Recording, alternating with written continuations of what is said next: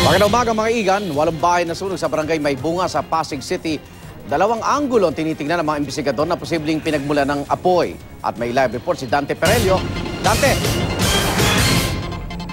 Yes, Igan, mabilis ngang naapula yung apoy kaya naman umabot lamang sa ikalawang alarma ang sunog dito sa may barangay Maybunga sa Pasig City. Igan, bandang alas 5, kaninang madaling araw nang sumiklab ang sunog sa isang compound rito sa may Dr. Sixto at Antonio Avenue.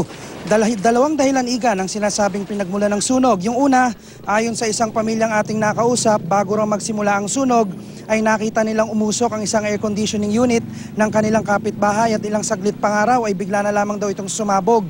Ang sabi naman ng isang may-ari ng bahay, nag-overheat daw na electric mosquito repellent.